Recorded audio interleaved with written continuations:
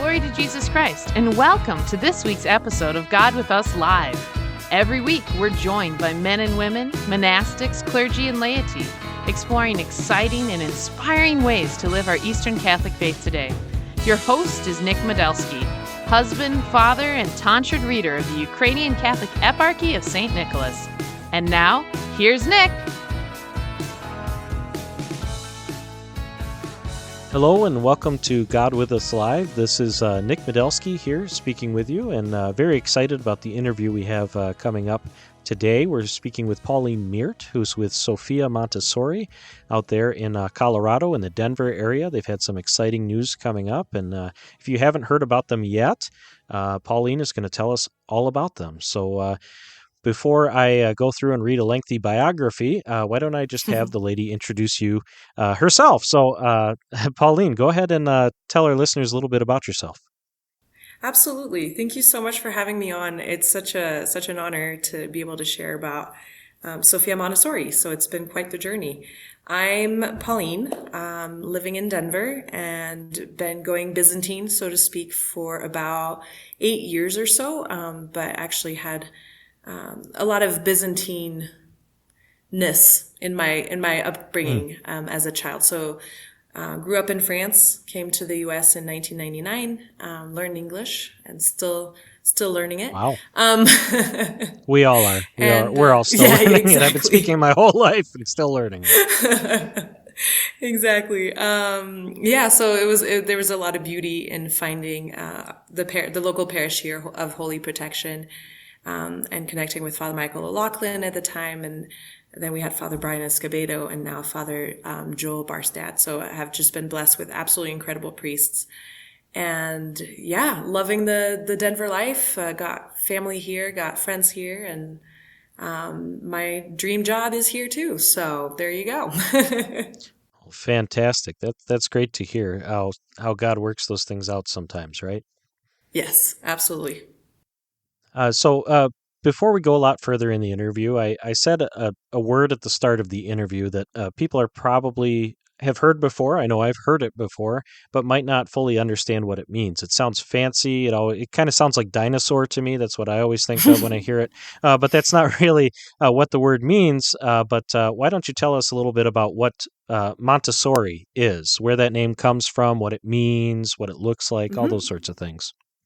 I love that. Also, just to piggyback off of, you think it sounds like dinosaur, we had somebody ask, before we started the school, you're the ones like doing the Maserati school, right? I was like, well, awesome. Not Maserati.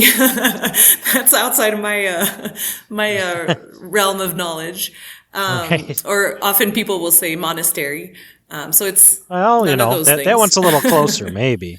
That one is much closer. Yeah, actually. Montessori comes from Maria Montessori. So she was born in the late 1800s, and in 1907 she opened the first Montessori school. And so she was the first modern female doctor in Italy at the end of the 1800s. And being a woman, she was not necessarily given the same treatment as the men. Just a story just to give an idea of the kind of woman she was. She didn't quit school even when to study the bodies. She couldn't be with the men during those classes, so she had to go by herself at night. And she stuck with it. So oh wow, kind of speaks to look at the cadavers at exactly. night by herself. Wow. Yeah. So she that didn't get her to quit. She kept on going. Her first job, she was sent to work in the asylum, and she particularly worked with the children there. And she found that they were really thirsty for knowledge. They wanted to learn. They wanted hands-on materials. They wanted hands-on things. So much so that they would just play with the crumbs under the table. At the time, they were really mistreated. They were in their room, left to themselves.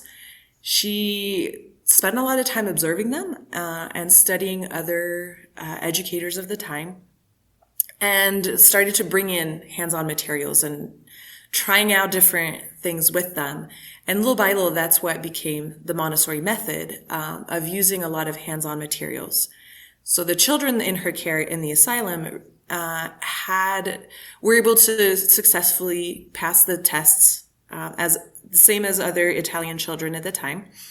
And so she wondered, she was like, is this something that's only true to these children, or are my observations true to all children of just the different, what she called planes of development that they go through? So from birth to age 24, you've got 4 planes. So the first plane is birth to 6, and the goal for that plane, and I'm going to give a very brief summary, but the goal for that plane is physical independence. So help me to do it myself.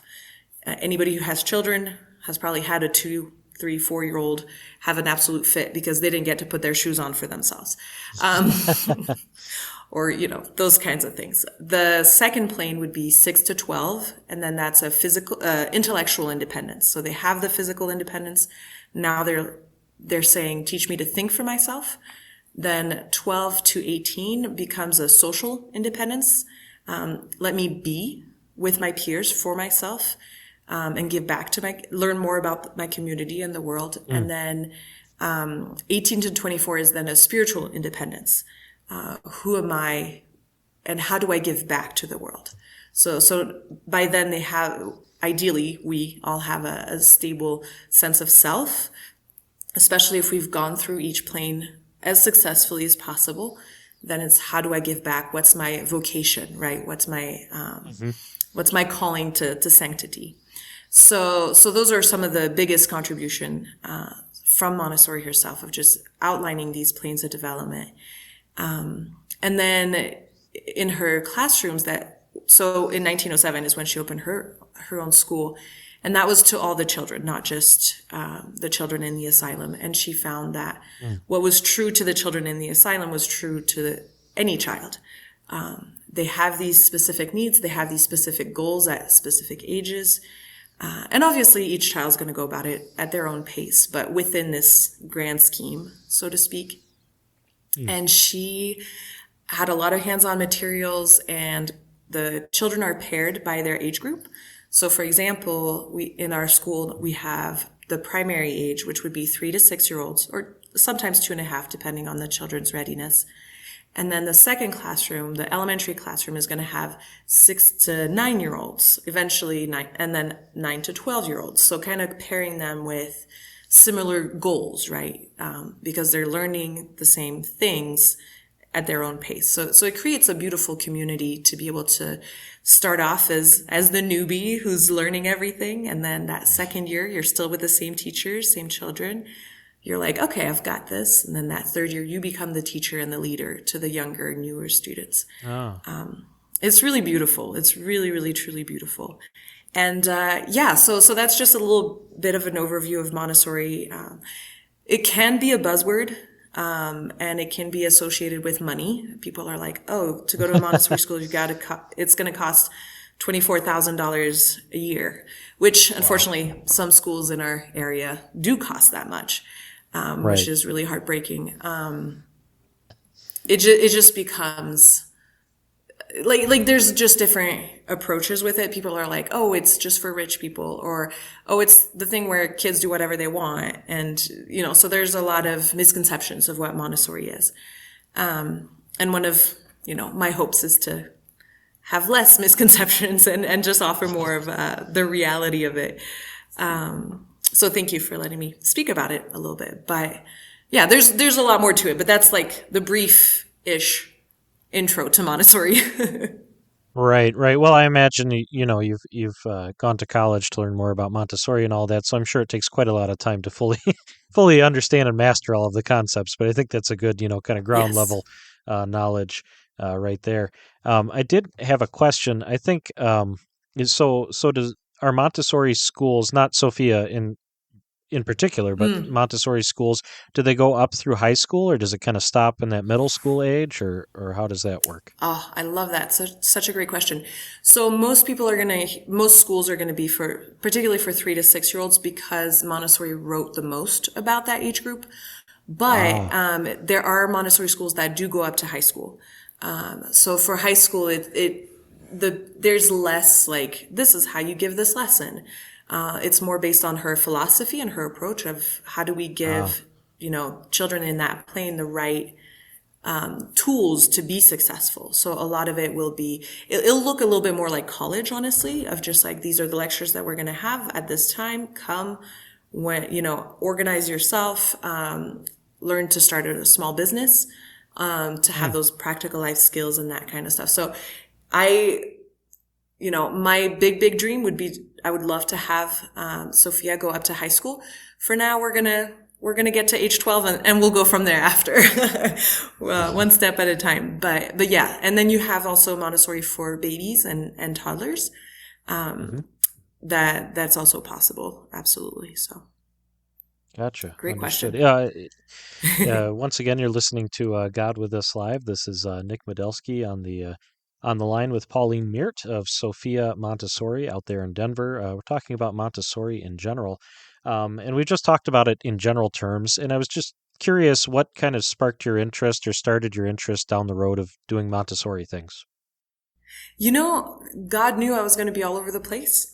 So he made it possible for me to find Montessori right away. So she's going to be trouble if we don't get her on one path. So when I was 16, so in my own third plane of development, I had a spiritual director and I told him how I wanted to change the world. And he was like, oh, well, you should do Montessori. She was French or something. And I was like, well, Father, Montessori, it doesn't sound very French. Right. So I listened. I went on Wikipedia and read up, a brief article. And I was like, yeah, I'll go to college and then I'll do Montessori. Sounds great. Went to college for about 3 semesters. I was going back and forth between English, art, philosophy, and psychology. And I just decided, you know what? Let's just do this Montessori thing. I still don't really know anything about it, but just going to put college on the side for now. Did my Montessori training because it is a specific training. So did that for a year and really fell in love with it. So by then I'm 18, 19. And from there I was like, okay, this is what I'm going to do. And I'm going to start my own school someday. Let's go. Eventually went back, finished my bachelor's, and then got a master's in Montessori education as well, which was just fantastic. And I would do it again. So, yeah. So it was a spiritual father who was like, there you go, Montessori. I was like, okay. Well, awesome. And that's actually a great segue into the next question I have. Montessori, as you mentioned, she kind of started it in the asylums and then spread that concept out. So it's not necessarily specific to one religious tradition, right? But sometimes it's paired with religious traditions. How does that quite work? Oh, I love that question. So Montessori was herself Catholic, and her approach, the more you learn about it, the more you see just how deeply Catholic it is, of just her understanding of the human person, the potential of each person, how God made each of us and gave us, a path to follow within our development. So Montessori itself has a very Catholic spirit and is very Catholic. But she did not trademark her work, which in a way is a huge blessing because anyone can do Montessori or learn about Montessori, be it for homeschooling or in public schools or in private schools. It also has, or any religious background or anything like that. So you have Jewish Montessori schools, you have secular Montessori schools. You have a full range.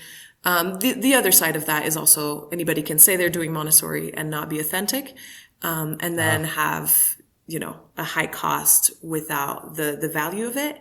And then I think, with any educational setting nowadays, I think it's very important to be very prudent. So I highly recommend any parent interested in, be it Montessori or any form of education, to really take the time to observe and spend time in that school, just to make sure that it's authentic to what it teaches, but also that it matches with our Catholic teachings, because we have some big challenges going on in our world, so to say, of what children are presented with. So I think that's very important, because there are now, for a long time I was saying, I'd rather, if I couldn't have a Catholic Montessori education for my children, I don't have any children of my own. This is just speculative, or was speculative at the time as well. But at least if it was Montessori, that would be fine, even if it's not Catholic. And now I'm like, I don't know that I would necessarily trust a secular Montessori school if I hadn't spent a lot of time observing and knowing what was presented and how Montessori was presented and the extras, what outside things were being brought in, so to speak. So. And that's really great advice, regardless Montessori or any type of school, really. So that is good advice in general. Well, that'll kind of segue us onto the other side of the break. We'll pick this question back up and talk specifically about the Byzantine Catholic aspect to Sophia Montessori and how that pairs and how that's kind of was a new concept when you guys started it.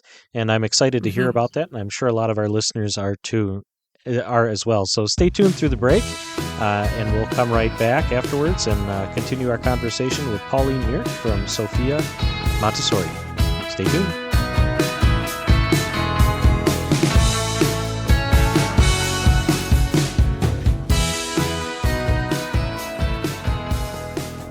If you like God with Us Live, you might also like Orientale Lumen podcasts featuring world-renowned theologians like Archimandrite Robert Taft and Metropolitan Callistos Ware. Orientale Lumen podcasts is your daily dose of Eastern wisdom and spirituality from the archives of the Orientale Lumen Foundation, an international grassroots ecumenical institution. Find it in your favorite podcast app or on the web at godwithusonline.org/radio.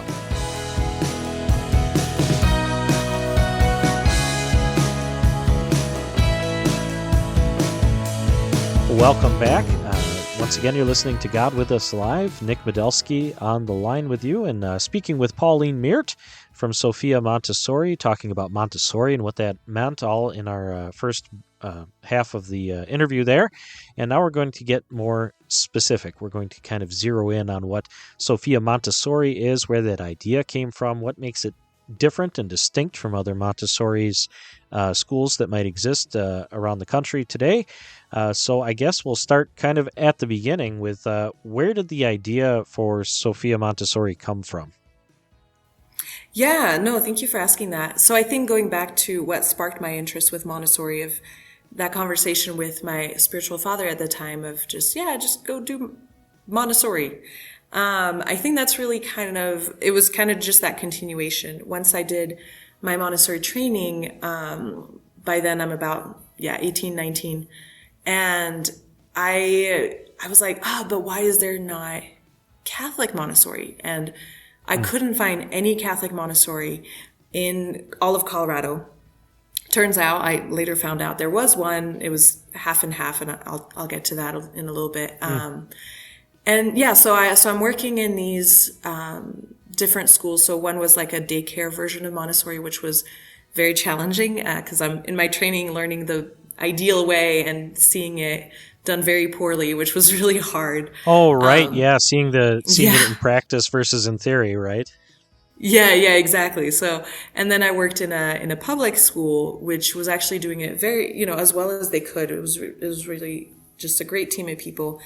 And just finding it hard to not be able to share about God. And I was like, no, I want to talk about God with these children, because I could see their religious sensitivity, their sensitivity to God and the spiritual world.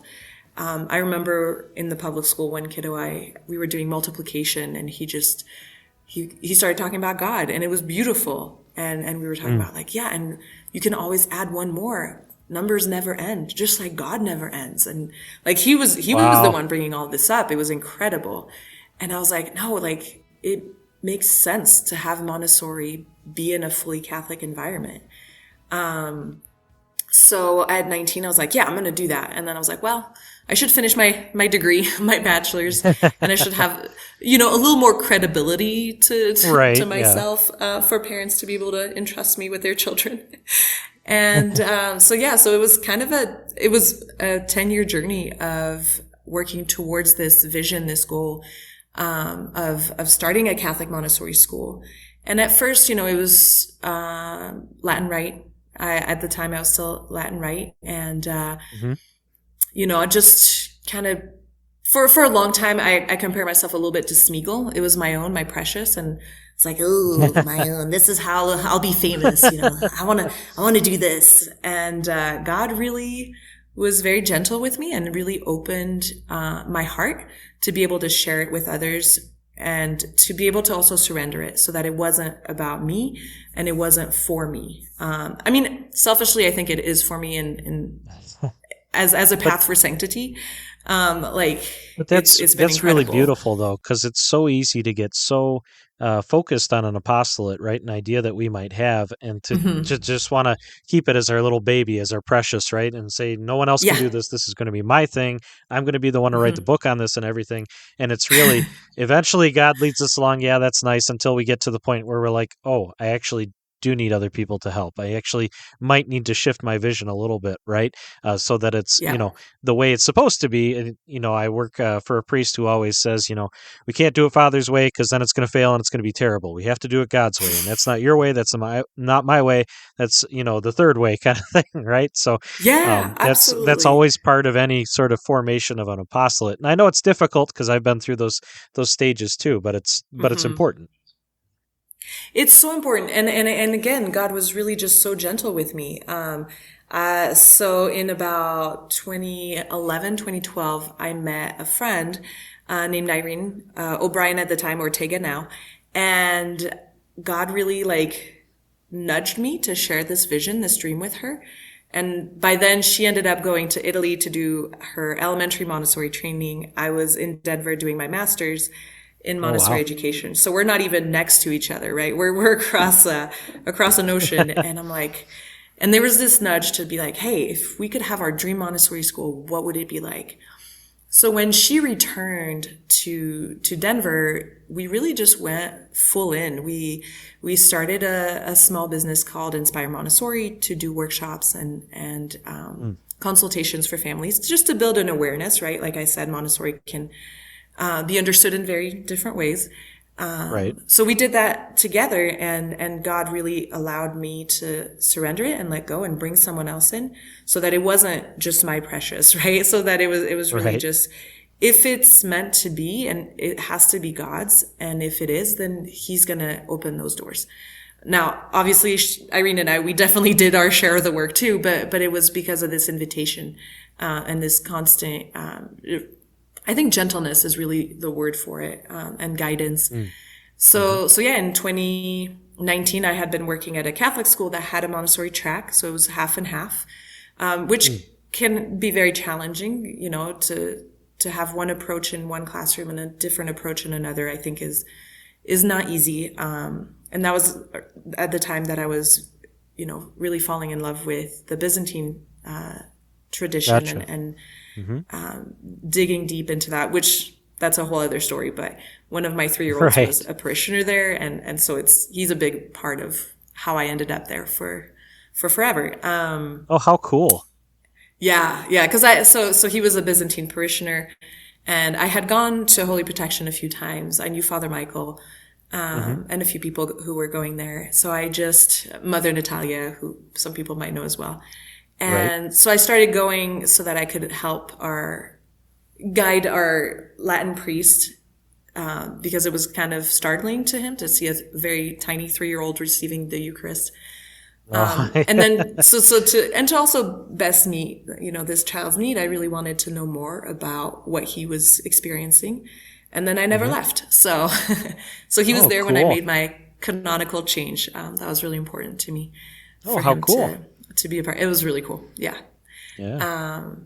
And yeah, so kind of just then started talking about it with Father Michael, and he was like, well, what if it were Byzantine? And I was like, oh, I don't know. I haven't thought about it this way.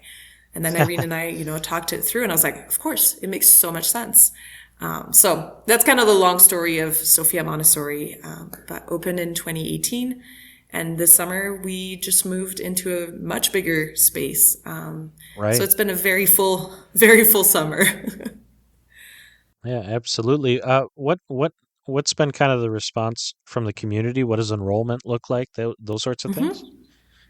It's been really incredible. We've been so blessed with so many volunteers, so many people joining us. Not, our student body, not everyone is Byzantine. Some are, but it still is the minority, just, the way we Byzantines get to be. Right. We're the little church, right? And there's a gift Right. and a true blessing in that. Yeah, it's been fascinating because I remember at the beginning we would put things out on social media or send out emails, and I was like, I have no idea if anybody knows about it. And now I'm like hearing, I was like, oh yeah, I know about Sophia Montessori. I was like, really? But like how? But we're so little. Like, Right. what did you hear? Right. So yeah, it's been quite a journey. And so right now in our new building, we have 2 primary classrooms. So for the 3 to 6 year olds, and then 1 elementary classroom for the 6 to 9 year olds. I got to spend a lot of time in there this morning, which was a gift. And so I was the teacher for, these last 5.5 years. And now I get to be full-time admin. Irene continues to be involved through the board. She gets to be home with her baby now, which is such a gift. He's almost 2 now, so he's not that much of a baby anymore. Yeah, so it's been just such a blessing. And it's actually been one of my favorite things is people calling from other states as well. They're like, hey, I actually in the last couple of months, I've had 2 people call like, well, we want to start a Byzantine Montessori school too. I was like, yes, please, let's do it. How I will help however I can. I think there's just such, a beauty to being able to, just the way Montessori is so hands-on, just like our Byzantine tradition is so hands-on. And, it just makes sense in so many ways. I could talk a lot longer, so another time. But I think it's also such a simple way to evangelize, to share our Byzantine gifts with other people. Because in the school we talk about the Byzantine liturgical colors and Byzantine saints, even if not everyone is Byzantine. And I think there's a gift to that, because then it also encourages parents who are Latin Rite to then educate their children at home too. It's like, oh yes, at Holy Protection, now we're connected to St. Francis de Sales, which is a Latin church, but Father Joel, who's incredible, is going to still do divine liturgy. So we've got movable icons we're bringing in and everything. Oh, gotcha. Just to be able to encourage parents to continue their role as primary educators, and enrich on either side, whichever rite they're with. Right. Anyway, that's a little bit more. Yeah. No, that's fantastic. I love hearing all of that, and I love the evangelization aspect of it, and also, like you said, not just helping Byzantine children learn about their faith, but also inspiring maybe the Roman Catholics, right, to go and learn about, okay, well, we learned about this at Holy Protection at Sophia. What is it in our church? And that's just really Exactly. cool.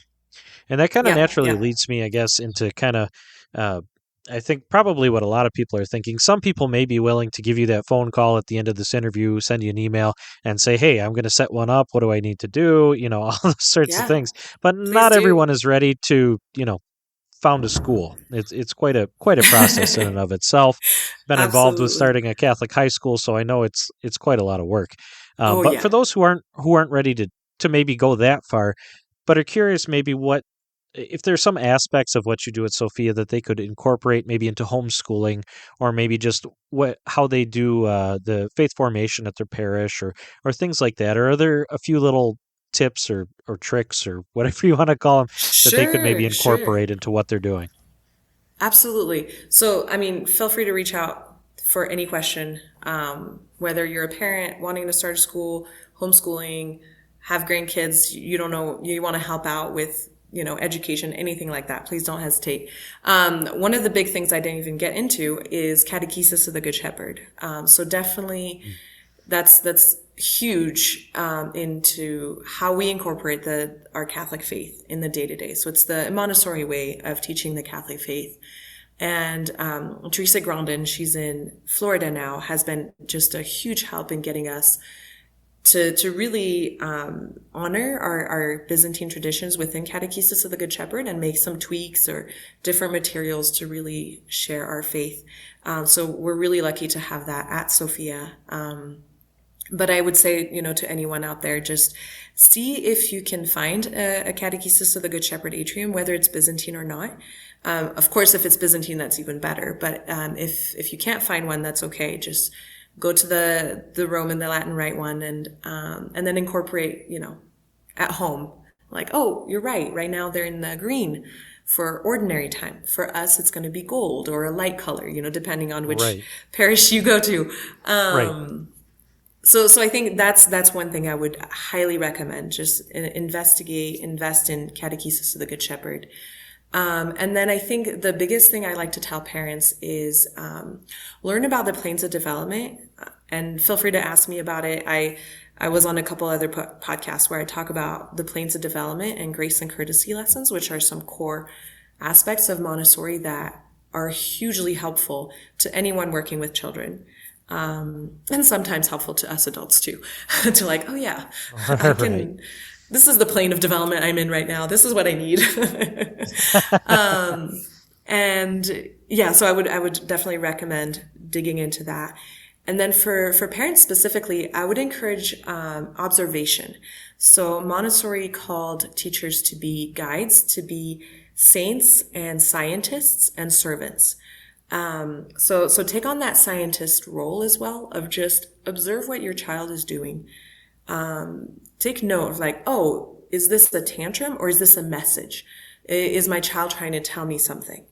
Like I didn't get enough sleep. Could be as simple as that. Or, I'm frustrated. I don't have enough independence. Or I want to be more of a leader, but I don't have the room for it. Or things aren't accessible to me. I feel helpless, things like that. So learn about those planes of development and learn to observe your child to see what is the message your child is sending you. And then of course, don't hesitate to reach out. I'm always happy to answer any questions, by email, do a phone call, and observe other Montessori schools. If you're local or you happen to be in Denver, please come for a visit. I would love to have you. But even in your own community, see if there are some Montessori schools, Catholic or not, and just go spend some time in there and just see what makes it different. How are the children viewed and treated and honored, in I think the way the Good Shepherd sees us, so there you go. Well, fantastic. For those listening who want to find out more, how would they, what's the website, contact information, those sorts of things? Yeah, so sophiamontessori.com, that's our website, pretty easy to find. That's simple. And then super simple. And we also are on social media, so Facebook and Instagram. Where else are we? We're on YouTube as well, I think. But it's all on the website too. So you can find us that way. And the email is info at sophiamontessori.com. So that's SOPHIAMONTESSORI.com. And then, so don't hesitate to send an email for more resources. I think we might be on Pinterest as well. And then, just keep us in your prayers. And just, we need the prayers, we need the support and of just the wider community to be able to continue to grow. We have 44 kids right now, and with our new building, we could easily grow to 70 and up to about 120 in the future. So, wow, fantastic! It's a big step. Yeah. Well, thank you so much for joining us today. Again, Pauline Meert from Sophia Montessori, Nick Medelski here on God With Us Live. Thanks for joining us today. God bless.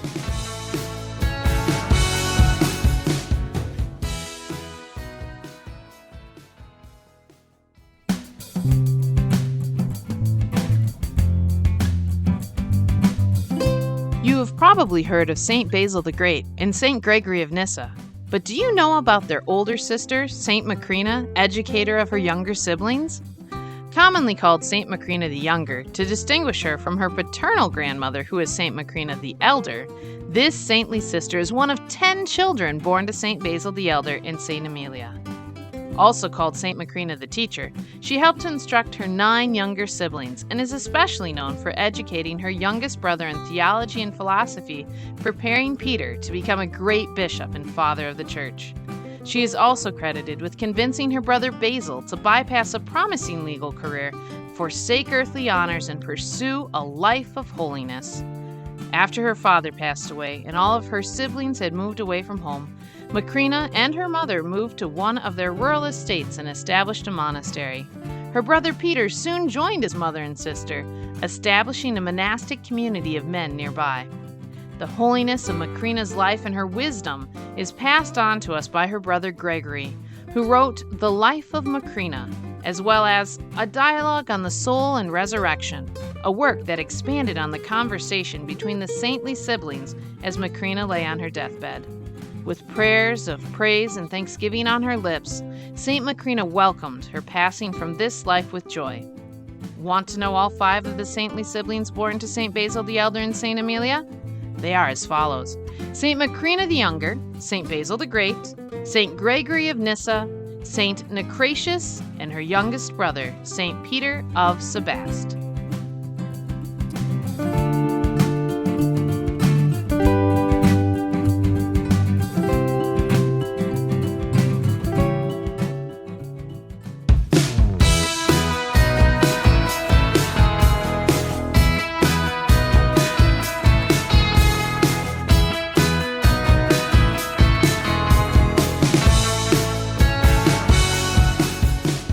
Hello and welcome once again to God With Us Live. This is your host, Nick Medelski. Very exciting show today. A lot of interesting things we're going to talk about with Father Michael Shami, who is a Maronite priest in South Bend, Indiana, the only Maronite mission there in Indiana. I could go through and give an introduction, but as I like to do, I like to have people introduce themselves because then you don't have to hear as much of me talking. So, Father Michael, with that, welcome to the show. Would you mind kind of telling our listeners a little bit about who you are? Sure. Thank you very much. It's a pleasure to be on your podcast. I'm Father Michael Shami. I'm a Maronite priest for the Eparchy of Our Lady of Lebanon of Los Angeles. I serve as the director of liturgy, and I'm also the administrator, as you mentioned, of the Blessed Massabki Martyrs Mission here in South Bend, Indiana. But I got here because I'm currently doing my PhD in liturgy at Notre Dame, which is a renowned faculty for liturgy. In terms of my other theology degrees, I received an STB from the Gregorian in Rome, and I also have a license from the Oriental Institute, also in Rome. I grew up in the Maronite Church. I am a Maronite by birth, and I attended NYU, got a degree in history and philosophy while attending my Maronite home parish of Our Lady of Lebanon in Brooklyn Heights. And yeah, I think that's a pretty good intro to who I am. Well, fantastic. So you're a Maronite since birth, but obviously not a priest since birth. So if you wouldn't mind telling our listeners a little bit, I always like hearing vocation stories and how all that works out. So would you mind telling our listeners a little bit about how you felt the call and a little bit about the seminary process too? Because as you mentioned, you studied in Rome as well as your previous degree before studying for the priesthood. So if you wouldn't mind telling us a little bit about that. Sure, yes. So everyone always seems to be interested about how someone felt the call. And I think it's an interesting question. And I feel like people are often pressured to give fantastical stories. But Right. worry not. Yeah, exactly. Mine is not. And in some sense, that's good. Because I think the call of God goes out to all Christians of goodwill to serve him. Obviously, only certain people become priests, and obviously Right. only men are ordained priests. But I am rather unwilling to think of of vocation as a kind of unilateral do it or you're damned kind of mentality. And clearly so did John Chrysostom, because he was Hmm, forcibly kidnapped to be ordained. right. So, for my own personal vocation, I think that I come from just a observant family, a religious family, which is always important in being raised uh, with a good foundation for priesthood. And I always intuited that there was something very sacred going on in the sanctuary, but I Hmm. don't necessarily think that I felt that I should be the one making the offering. Um, and I actually wanted to go to law school, which is a Hmm, pretty interesting. logical continuation after a history and philosophy degree. And NYU Hmm. actually has one of the best corporate law programs in the US. But so the Maronite Bishop of Brooklyn asked me to just go on a come and see weekend at our seminary in Washington, D.C. And it was really last minute. I remember even the train ticket was some absurd price because I got it like a couple days before because I really didn't Oh, intend on going. Yeah. And yeah, I went to the seminary and um, I suppose what usually makes people really laugh is that I wasn't really inspired by anything particularly there. I remember going and getting ice cream, and that's pretty much it. And from that experience, I thought, I could be a good lawyer. And obviously, now that I'm doing my third graduate degree, I have an aptitude for certain intellectual rigor. right. But yeah, I thought that it really, in my own deliberation, that God needs also good priests, right? I think we have enough Hmm, attorneys in society who can also serve right. God.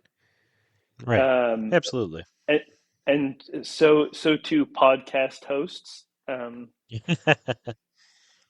But I think I was equipped to be a priest, and so I entered seminary, and I think that was the right decision from the very beginning. So, how did I assume your bishop sent you, but about studying liturgy at Notre Dame, how did that kind of come about? Right. So I went to Rome and did my STB in theology, which is kind of the foundational master's in theology. It would be equivalent to a Hmm. master's in the United States. And then I came back to the US and was ordained a priest. And then my bishop uh, wanted me to do some kind of further studies. And actually, the initial discussion was canon law, which I'm very glad that I did not do. Oh, really? Um, oh, yes. Uh, Perhaps we need canon lawyers, but I don't think I have an aptitude for that. It's very different from civil law, I find. Hmm. Um, and so I asked my bishop if I could continue with a liturgy degree. He said yes. And so it just made sense to go to the Oriental Institute as a Maronite. And Rome Hmm. has so many great resources, specifically because of this Orientalist who was a Maronite in the 18th century, Joseph Assamani, who collected so Ah. many of the Syriac manuscripts. Hmm. And so there's a great repository in Rome for Syriac manuscripts, so great place to study liturgy. There's the Maronite College, which was historically very important for the study of Syriac since the Hmm. 16th century. And so I lived at the Maronite College and I studied at the Oriental Institute. And then at the end of my license, I was going to continue with a doctorate, but a few individuals, including a very notable liturgist whose name is Stefano Parenti, who you might have heard of, Hmm. Hmm. he is the intellectual successor, in a sense, to Robert Taft. Oh, wow. And so he really encouraged me to apply to Notre Dame because of the academic rigor and the repute of the faculty and resources that are here at Notre Dame. because in fact it's consistently ranked at the top of theological studies in the United States. And so I applied. I didn't think I'd get in. It's a fully funded fellowship, and they accept, I think, 2 people in each discipline a year. Wow. And I was one of 2. And I was very, very pleased. And so that's what I'm doing right now. I'm in liturgy at Notre Dame. Very cool. Very cool. And yeah, that's exciting. If you're just joining us now, well, I guess you wouldn't just be joining us now because it's a podcast, but just to remind you who we are, this is Nick Medelsky, your host, and we're speaking with Father Michael Shami, who's a Maronite priest studying at Notre Dame in the doctorate program there in liturgy, and also the administrator of a mission there in South Bend as well. We've been saying Maronite, and this is a podcast focused on Eastern Catholicism, but I'm guessing a lot of our listeners are probably more familiar with the Byzantine churches or even Roman Catholicism, just because that's more populous here in the United States. Would you mind? And I know this is kind of a difficult question to ask, especially someone who's so well versed in liturgy and everything like that. But could you kind of explain or describe the Maronite Church, kind of in a nutshell? Sure. So the Maronite Church is part of a greater or larger, broader tradition called the West Syriac tradition. The West Syriac tradition is basically the Syriac, the Semitic tradition that was in the Roman Empire, and the East Syriacs are those outside of the Roman Empire, so the Sassanid Empire. And so there existed this context of a sort of Semitic cultural inheritance of the first Christians, centered around Antioch, Edessa, and Jerusalem. And Saint Maron, who would later obviously be called Saint, was a hermit in northern Syria who lived an ascetical life. We don't know much about him. We don't know much about the first Maronites, to be honest. But we do know that Maron had no intention to found a church, but instead just wanted to live a holy ascetical hermit life. And people wouldn't leave him alone, just like the Desert Fathers. And after he died, a great cult arose around his life and his holiness and his relics. And so within that context of the West Syriac tradition, probably most familiar to Byzantines would be Saint Ephrem. Some might know Isaac of Nineveh, Saint Jacob of Sarug. Those are some of the great spiritual writers, which is the context that Saint Maron would have lived and prayed in.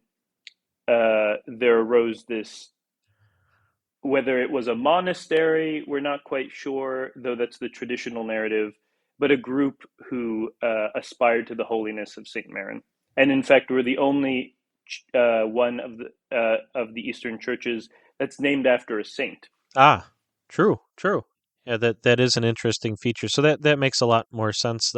Saint Maron and Maronite. I always sort of wondered about that. Our parish here in Minneapolis is kitty corner from Saint Maron's Maronite Parish. In fact, we just went to their Lebanese festival this past weekend. So familiar with we've toured the church, but I haven't actually had the chance to go to a divine liturgy or learn a lot about the Maronites, and I think that was a great introduction for me and hopefully for our listeners as well. So that was kind of the start, the roots of the Maronite Church. What does the Maronite Church look like here today in the United States? I'm sure it's like a lot of other Eastern Catholic churches. There are challenges to being here in the United States, as well as probably a lot of opportunities as well. How do you see that situation for the Maronites here in the United States? Yeah, so I'm not quite sure. Maronites might have even had some of the longest standing immigration to the United States. This is now the 3rd century that there are waves of immigration. Wow. And so, as you can imagine, we have many established parishes, a little over 100 throughout the United States, and 2 bishops. our own seminary, our own national basilica. So we have a certain strong foothold, um, and we have a lot of opportunity, I think, in our tradition, the beauty of our tradition, really, which both in the academic world, it's emergent, but I think just on a very human level, the poetic nature of the hymns and prayers that we have are really Mm. accessible. And in fact, in the Byzantine Church, a lot of the inheritances of Romanos, the melodist, in Hmm. fact, he's taking from Saint Ephrem. Um, Ah, and there's plenty of studies on how Romanos was Syrian and he was bringing his own Syrian inheritance into the Byzantine tradition. So even we've kind of exported the beauty of our tradition to other liturgies, and of course the Armenian borrows heavily from Syriac as well, sometimes verbatim. So it's really beautiful, really poignant imagery. We have really neat liturgical features like debate hymns, so two choirs that debate each other, representing different figures. My personal wow. favorite is the debate hymn between the cherub guarding paradise and the good thief who has just died. And the cherub won't let him in because no one's informed him that, in fact, Christ has saved humanity, but the good thief must argue his way in. Wow.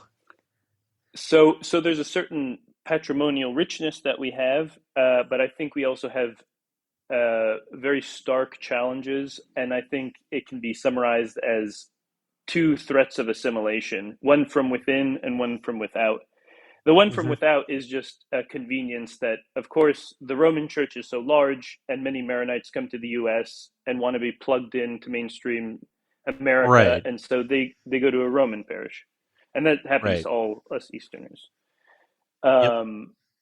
Unfortunately, the threat from within now is a certain sort of self-perpetuating Latinization, Mm. um, on a fairly official level, from the top down, which is a problem because in Lebanon, where our liturgy committee meets and promulgates liturgical texts, there isn't the threat of a loss of identity, um, because, in fact, they're not surrounded by the Roman Church, and Right. their identity, I think, relies far less on liturgy because, in fact, Maronites are a certain sort of ethnic group, an ethno-religious group.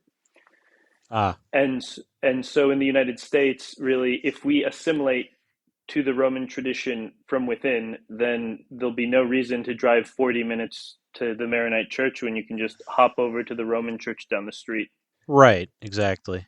But I'm hopeful, especially amongst young Maronites, there's a huge push to both retain and discover our tradition, and that I really enjoy working in a university setting with really young people because, in fact, they're really encouraging for my own faith. And I get emails from all across the world, not even the United States, people looking to rediscover their Syriac Maronite heritage.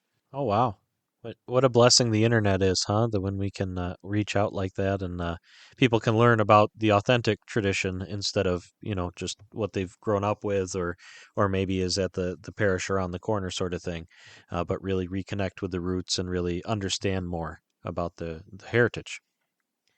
Yeah, it's beautiful. And it also opens up the church to be beyond a more kind of strictly ethnic dimension as well, because anyone in the world can read about how to be a Syriac. And in fact, this is where my research interest and my, I suppose, life of faith meet, because I realize this is just a random tidbit, it might seem, but Central Asia was once dotted with Syriac churches all throughout the Silk Road. And in fact, my, Mm. my recent academic studies have brought me to look at maybe visiting Kazakhstan or Uzbekistan because there's Oh, continual wow. archaeological digs there. And the Syriac church was well spread throughout Central Asia, perhaps one of the most well disseminated churches in antiquity, all the way to Southeast China. um, Wow. and so it was not an ethnic thing. And in fact, actually, the most proliferous Syriac church today is on the coast of India and not Middle Eastern. Right, right. Yeah, that's true. In fact, both of the Catholic Indian as well as Orthodox Indian churches are Syriac descended, right? Yes. Mhm. Well, very cool, very cool. That's I'm definitely getting a master class in Syrian uh, liturgics and the churches. So this is fantastic. I love hearing and learning all this stuff, and I hope our listeners do too. We're going to take a quick break right now, and when we come back, we'll talk more about the mission there in South Bend, and we'll keep going with this fantastic interview. So stay tuned through the break. On the other side of the break, we'll come back.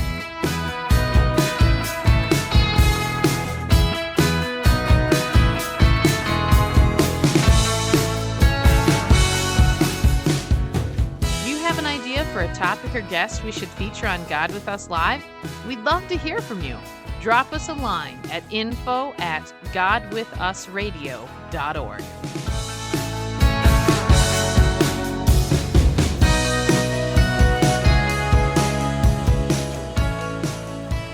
Hello again, and welcome back to God With Us Live. Again, Nick Medelski here on the line with Father Michael Shami, who's joining us from South Bend, Indiana. A new Maronite mission starting up there, and he's also in the doctoral program in liturgics at the University of Notre Dame. Father Michael, curious, how did this mission get started? Is it as simple as you were studying in the program there, or is there something else to it? I came to a situation where I'm very fortunate. We're three Maronite priests together here, one other student who's a Dominican priest, and one other priest who's a professor at the law school. Neither of them could commit because of other obligations to a regular public celebration. So when I came, I really wanted to both share our rich tradition as well as celebrate the liturgy publicly. And so I took it upon myself to ask the bishop's permission to erect a mission. And that's exactly what we did. And it has facilitated actually our ministry as well, because it gives us not only a name, but for instance, on a sacramental level, I've been able to record as simple as record baptisms that we've done or first communions. Oh, gotcha. Well, very cool. And I'll ask my questions a little out of order here, but how's the response been to the mission? I mean, have you had a lot of non-Maronites that are interested as well, or how's that going? You know, I'm not quite sure why, but people, when they hear Maronites, though they often also just call us Marianites or Marists or Right, right. marionettes or something. Um, there's always interest. Um, I think there's a general attraction to things Eastern, but also with Maronites in particular, for whatever reason, people are always interested. So I would say the majority of people who attend the liturgy every Sunday are not Maronite. But I have to Mm. say, we have a strong attendance. And in fact, a couple of the people who are not ethnically Middle Eastern are now taking Syriac on a graduate level so that they Wow, can chant and read in the liturgy. that's really cool. That's quite the impact for people to be studying Syriac, to be able to take part in liturgy and read and everything. That's really cool. I'm Um, certainly happy. s- yeah, yeah. We at the start of the interview we mentioned the name of the parish, the Blessed Massabki Martyr Mission. Could you tell us a little bit about who those martyrs are? Sure. The Blessed Massabki Martyrs um, are a trio of brothers, biological brothers. They were laymen, and they lived in 19th century Damascus, Syria, which that at that time it was the Ottoman Empire, and the Ottoman Empire was falling apart, and so there was increased political strife throughout the entire history of Christianity.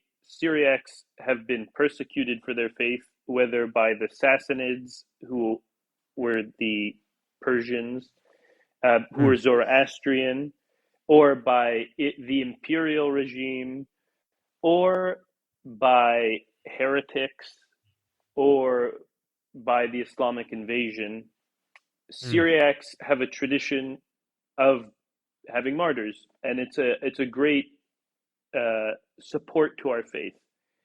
And the Massabki brothers come to us at a relatively recent time, because in fact, if we're talking about a city that has existed for 10,000 years and a Christianity that has existed for now 21 centuries, they come nearing the end.